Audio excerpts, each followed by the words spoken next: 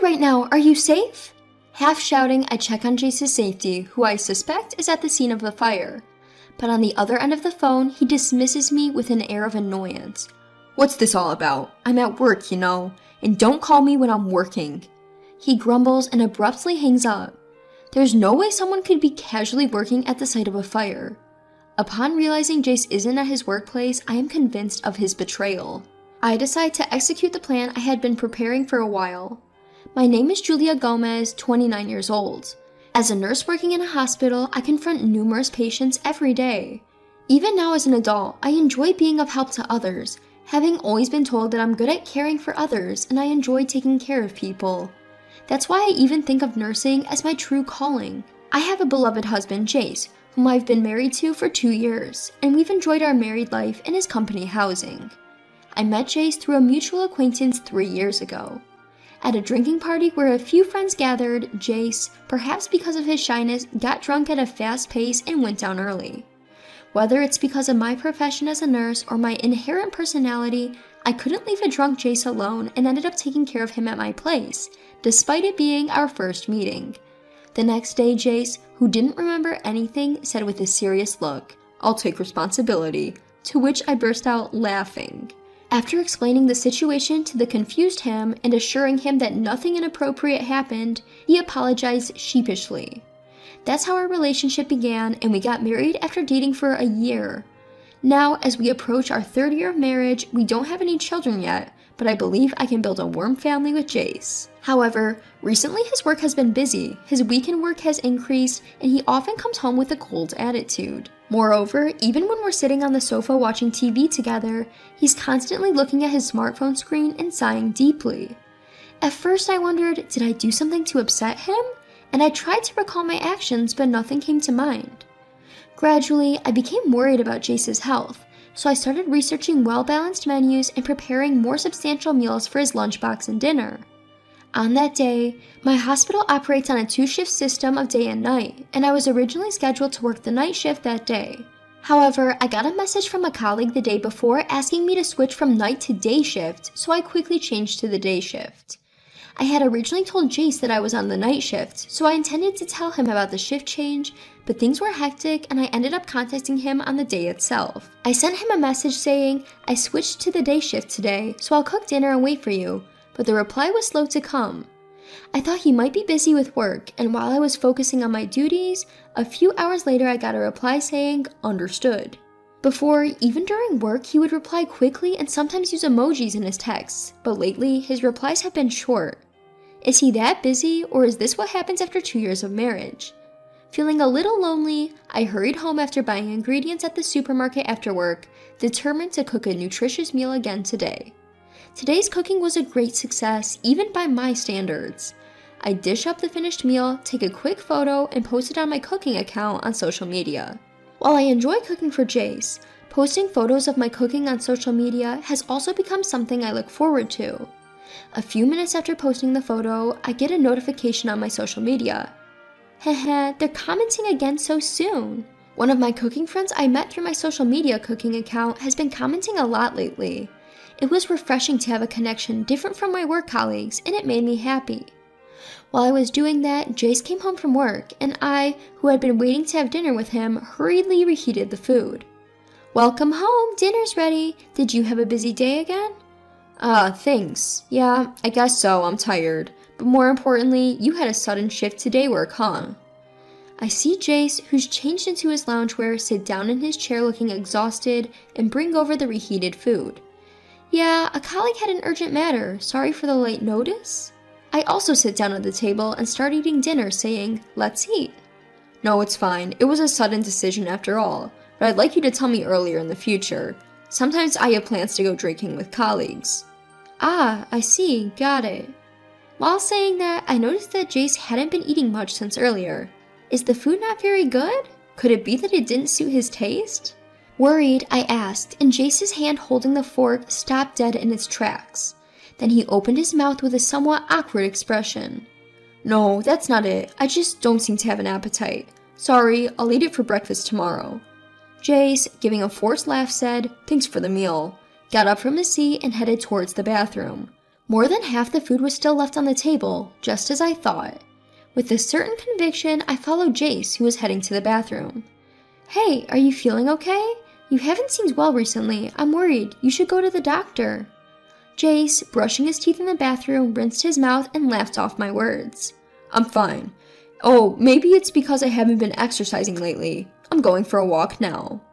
Saying this, Jace tidied himself up and quickly headed to the front door. "I'll go with you," I said, but was gently turned down. Even more worried, I decided to secretly follow Jace, who'd gone out, just in case he collapsed on the way, so I could go help right away. Even though that's what I was thinking on the surface, somewhere in my heart there might have already been a different anxiety swirling around. That anxiety was soon confirmed as I started tailing him.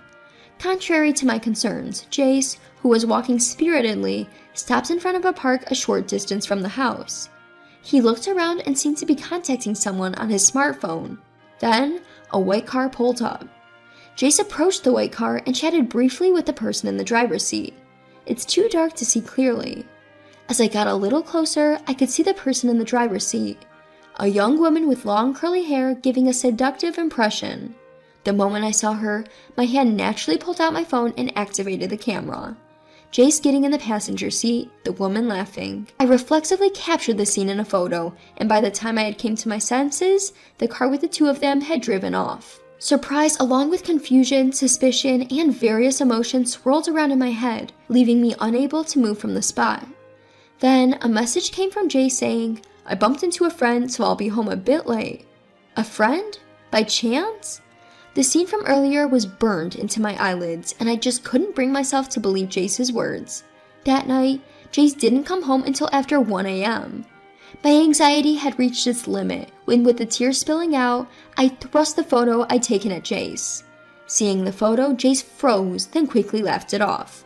"Oh, I just ran into a client salesperson while I was on my walk." "I was just giving advice, nothing more. Trust me." He looked at me with a sad expression like a victim, giving me the sense that he wouldn't allow any further questioning. After that, Jace's work became extremely busy, and I often had to work overtime on the days when I was on the day shift. Even amidst our conflicting schedules, I tried to find time to talk about the incident from before, but was dismissed with, "I'm tired."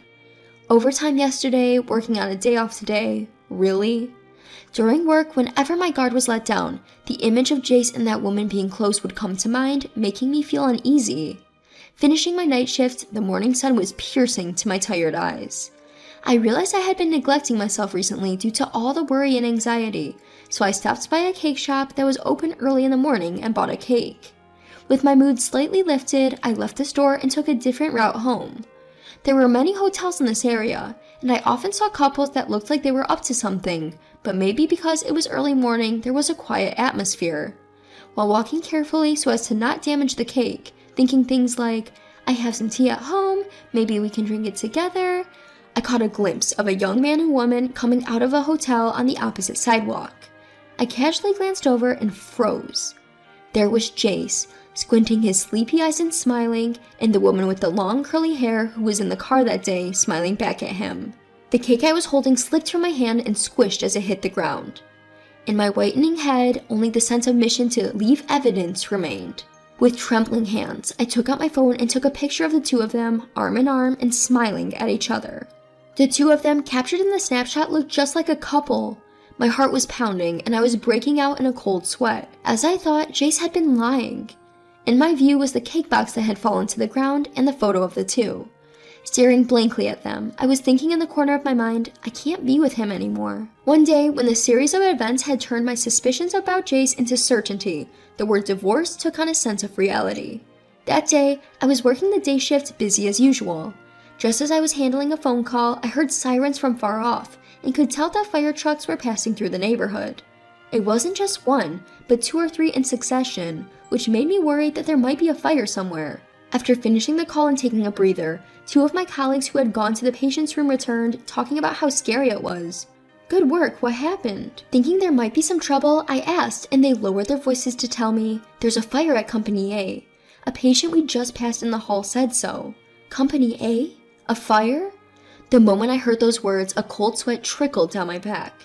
Excusing myself to my colleagues and gripping my phone, I quickly headed to a secluded spot.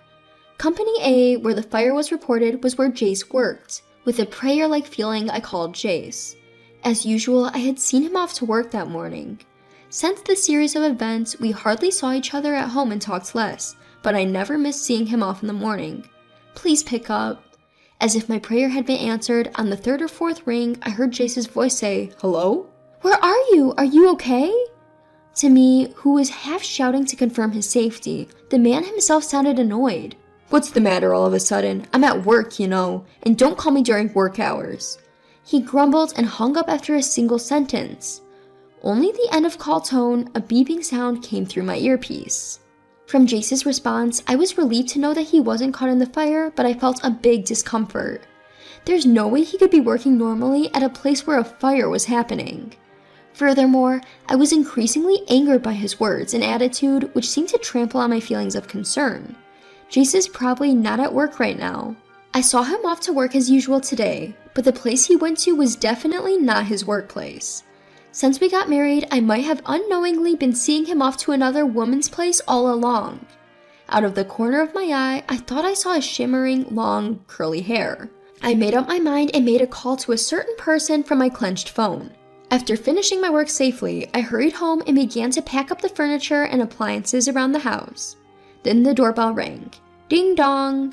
When I opened the front door, it was not Jace standing there, but a friend from college. This friend knew about me and Jace's situation and had volunteered to help with this running away from home. Despite my sudden request for help moving my belongings from work, she readily agreed. "Thank you so much, I'll treat you to something next time." Feeling apologetic, I said, but she returned with a smile. "You've had it tough, haven't you? I'm always ready to help." I felt grateful for having such a good friend, a feeling that had faded recently, and my heart warmed. Together, we moved out the furniture and appliances and also loaded the clothes I had prepared in advance into the car. The room, now missing the furniture and appliances I had been using since my single days, had hardly any belongings left and seemed very empty. Looking at such a room, I asked myself again if I had any lingering attachments to my past life. No, I don't need it anymore. Without feeling any pull to stay, I briskly turned on my heel. My destination was an apartment near my workplace. Actually, on the day I saw Jace leaving a hotel with a woman, I went straight to a real estate agent in a rush. I wasn't sure about getting a divorce yet, but I had rented an apartment just in case. Pleased with my own decision, I checked the items I had moved into the apartment and began to unpack. Then, I remembered something and pulled out my phone. Holding the phone to my ear, I waited for the robotic voice guidance to start. Several hours later, after settling down from moving, while I was taking a break, I got a line call. Checking the display, I saw the name Jace. Exhaling deeply, I waited a moment before answering. "Hello?" "Julia, where are you? When I got home, it was empty and I can't use my phone anymore. What's going on?" Most of the stuff at home was originally mine, so I just took it with me. And as for the phone, it was under my name, so I canceled it.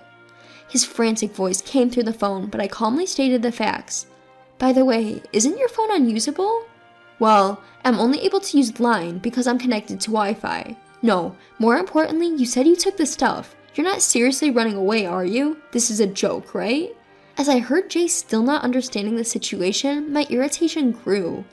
"Are you seriously saying that? Don't tell me you forgot about the call this afternoon. Someone who's at work can't just keep working calmly when there's a fire happening, right?" Struggling to keep my voice from shaking with anger, I asked something I wanted to know for a long time. "Where were you and who were you with instead of going to work?"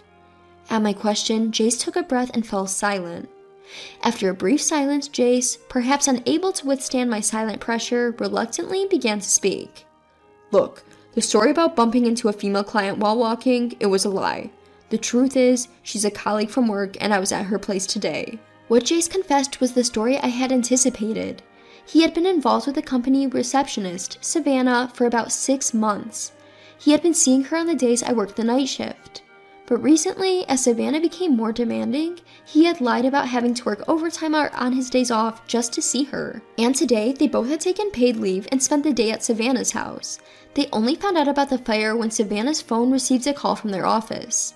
Having confessed everything, Jay still pleaded over the phone. "I want you to forgive me." I thought, what a joke. "I'm glad to finally hear the truth from you, Jace. Despite our short marriage, I was doing my best to build a good family life." Over the phone, I could tell that Jace was trying to stop me, saying, "Wait," but I ignored him and said, "I want a divorce due to your infidelity. Let's discuss the issues of damage through our lawyers. Goodbye." Jace seemed to have something else to say, but seeing my firm stance, he finally gave up, murmuring, "Okay." Afterwards, the fire at Company A was reported in local news, becoming quite a big story. Seeing the news, I froze. The culprit behind the fire was none other than Jace's mistress, Savannah.